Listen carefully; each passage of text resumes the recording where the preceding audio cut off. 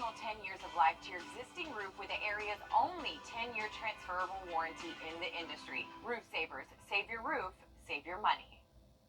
Trust Chief Meteorologist Riley Hale for your first alert. When you visit or work with Parker's Kitchen, your support makes a difference. You've helped us rank as best workplace in America. None of this happens without you. Thank you. Live from Augusta, you're watching News 12 at 6 o'clock. Tonight, reaching a breaking point. Debbie's wrath lingers in the area, hard-hit rural counties especially, with fears of dam failures and worries rising right along with that water.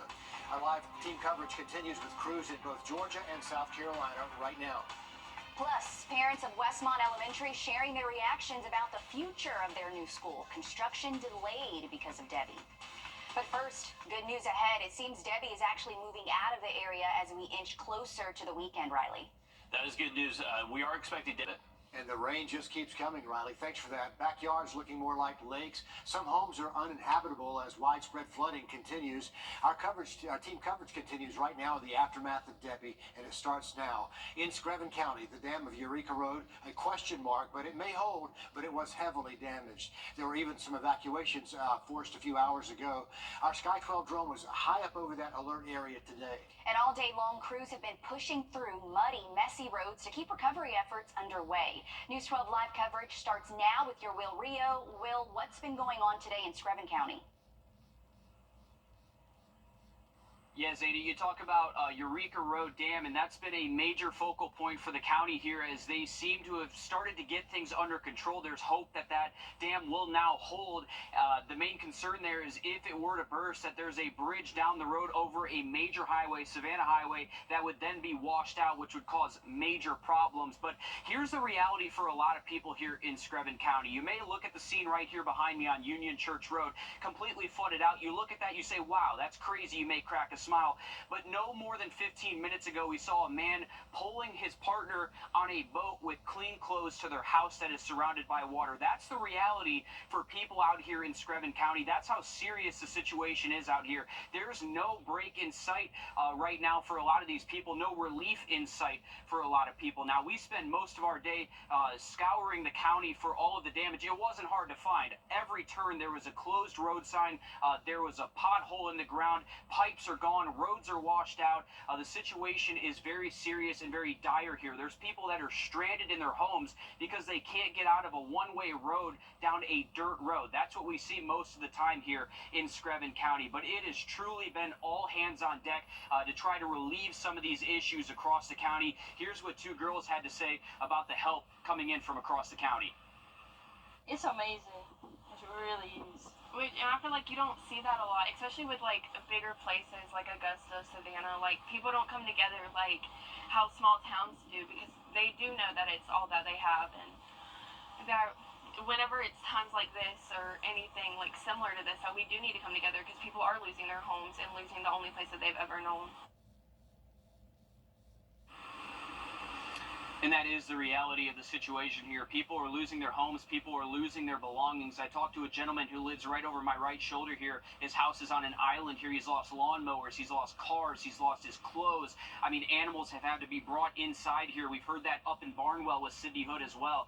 People have lost a lot from these storms. They're very serious in a lot of our very rural counties, which don't have a lot of resources that we see up in Augusta, even in Charleston, in Savannah as well. A lot of boots on the ground here. As you heard those girls talk, it has been all hands on deck, neighbors helping neighbors, people bringing food to some of the EMA workers who have been working. So there's so much left to do all across the county. They're going to be recovering from this for months, if I had to guess. And it's going to take some time, as you say, to recover. Well, thank you for that. As you can see here, Sidney Hood joins us now, live from Barnwell County. And Sydney, one man you talked to is coping with the loss of his animals and is having to use a kayak to get around his property. You actually were on that kayak with him today.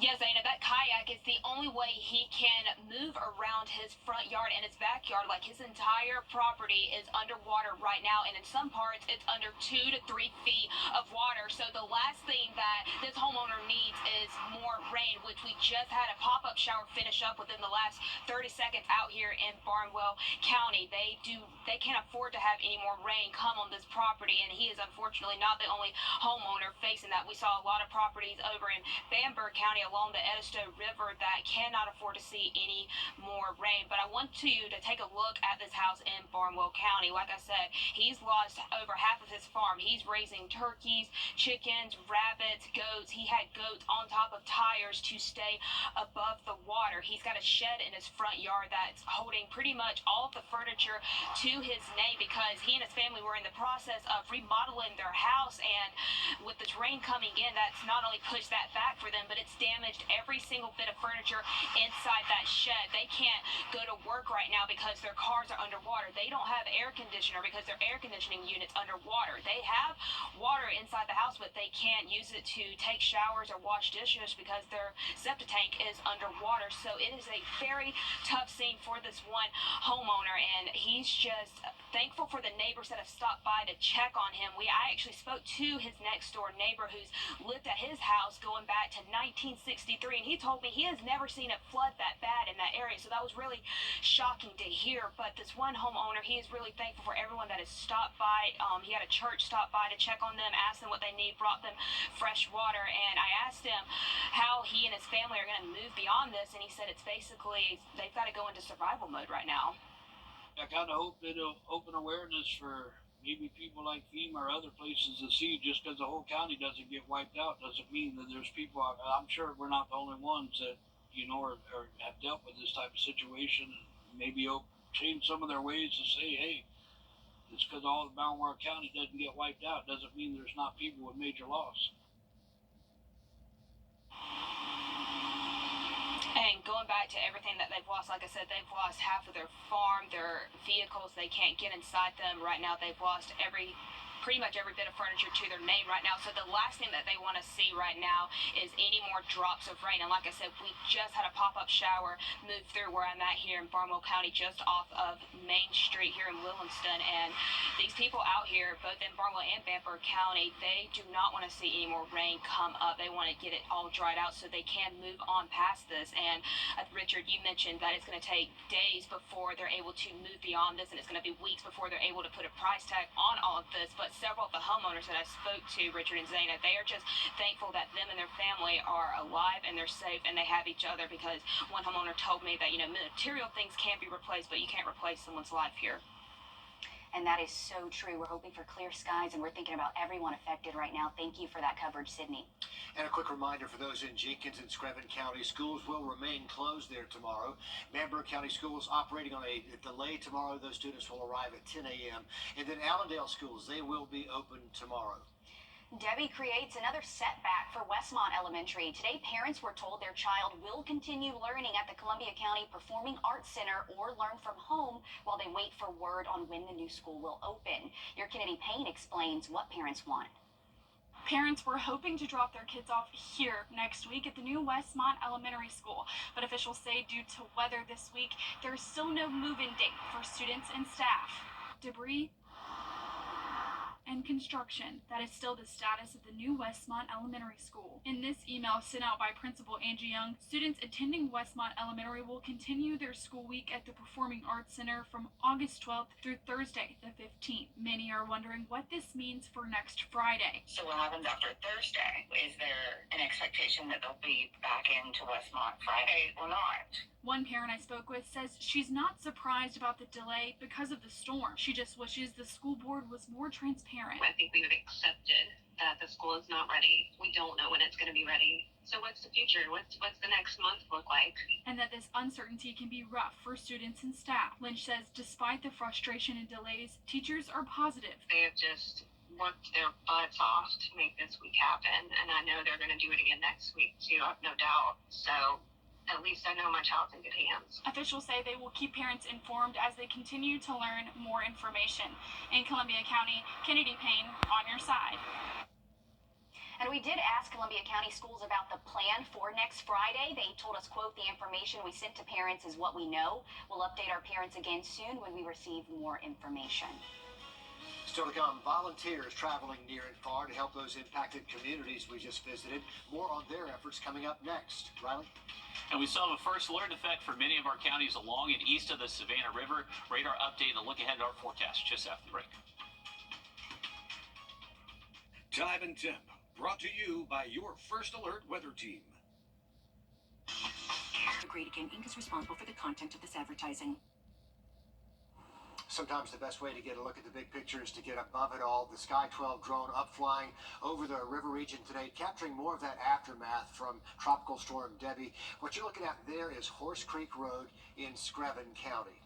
You can see that's just washed out there in the middle. It's really sad to see, and it's just crazy what flooding waters can do. Riley, you actually have been tracking these rain totals.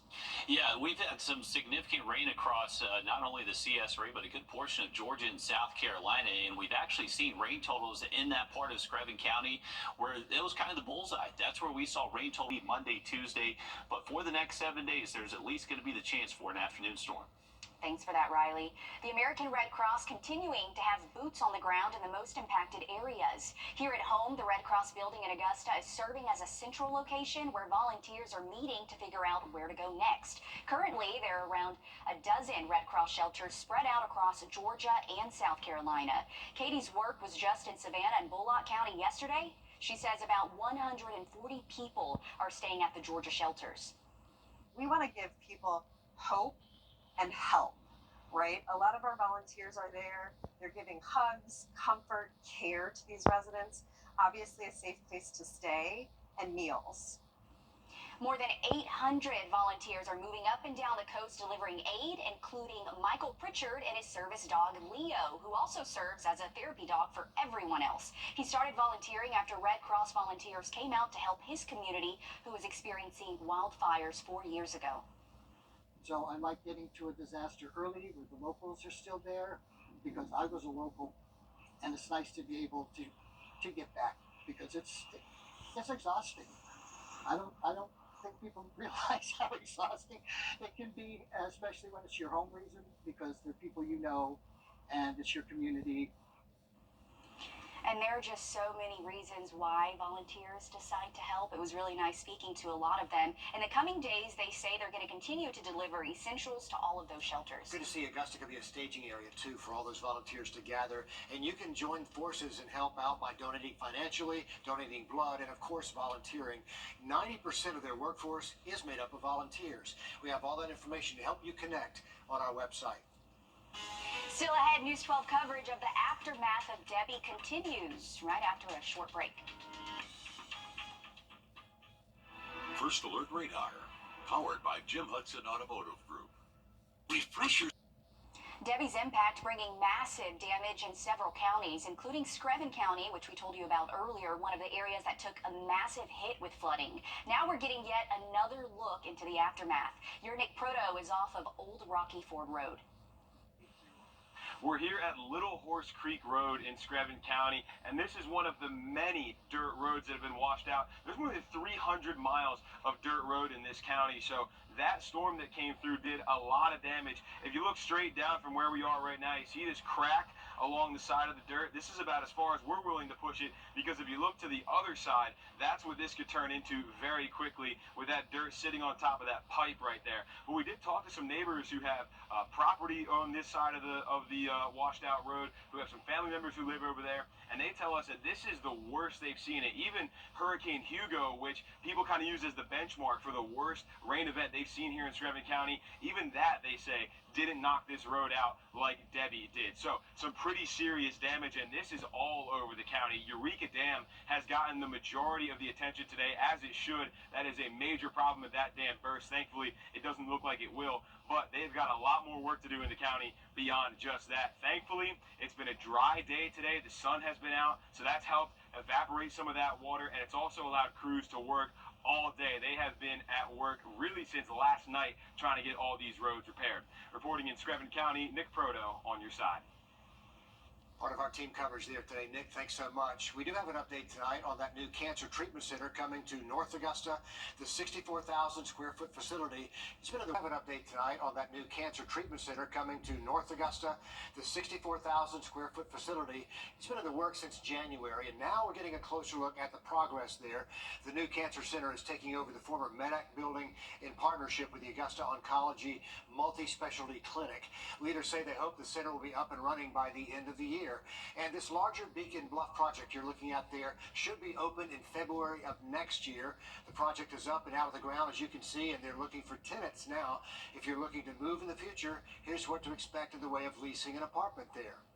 Good news, the Carpet Shop, as it was called, which will now be relabeled the Rink in honor of the history of the building, and they'll receive the certificate of occupancy today for the 4 apartments. So we will begin leasing activity on the 4 2-bedroom, 2-bath apartments in that location, and the bottom floor is completely leased. Fleet Feet is in business and operational, and Melty and Bold Boss will be operational in September. The Rink, I like the name of that, and that actually is going up right across the street from the municipal building in North Augusta. They're hoping more retail will choose to set up shop there at Beacon Bluff and blend in with the other 3 restaurants already in the area. On your sideline.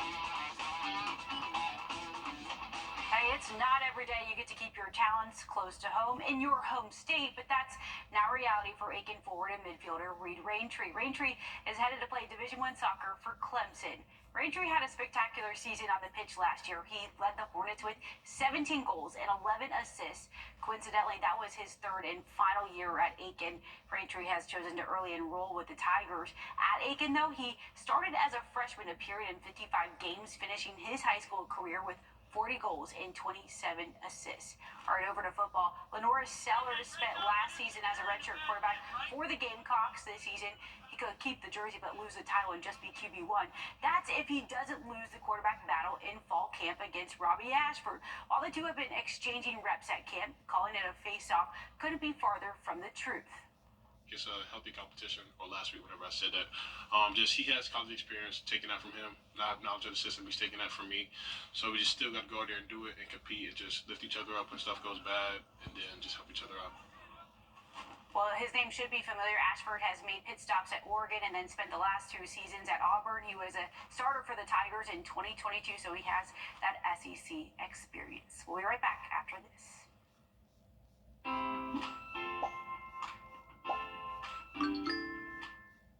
We all know Medicare is confusing, but if you're a veteran, it can be even more complex. Our team has helped thousands of veterans coordinate their Medicare with VA benefits, Champ VA, and TRICARE for Life. Don't wait until you're 65 to call, or u64.com. Imagine the big vacation is finally here and it's time to head to the airport. Imagine the crystal blue water, the white sand. Work will be the farthest thing from your mind. Imagine missing your flight, the injuries. The only vacation you'll get is at home, in pain. George Sink Injury Lawyers has seen most every kind of accident. We've helped thousands of people, just like you, get the help and money they need, faster. Call all 9s now. 1, 2, 3. Is this too much to ask for? A family. A future. A home where it all unfolds. We don't think so. So we're changing the way homes are built, helping you save up to 50% on annual energy bills. So you can put what matters more within reach. E-Built by Clayton. New, attainable homes, a fraction of the cost of living. Why is our border a chaotic? Brett, what are you doing? Laminating some stuff. First off, pretty sure that's a federal offense. And second, that's for our customers to laminate their Medicare cards when they come in for a commitment-free consultation. My bad. For u64.com. We have a new flood advisory issued for portions of Barnwell and Bamberg County. Unfortunately, spots that have seen significant rainfall between Williston and Bamberg and all the way to the tail end of Bamberg County. This new advisory does stay in effect until 8:15 p.m., so we still have a couple of hours left on this, and they are still seeing, unfortunately, steady rain right there. And we also have the Edisto River at flood stage, and that has been impacting a number of homes there, as Sydney Hood was showing us earlier. But the chance for rain does go down the next couple of days. And we're live again at the top of the hour on 26 News. And then join us back on News 12 at 11.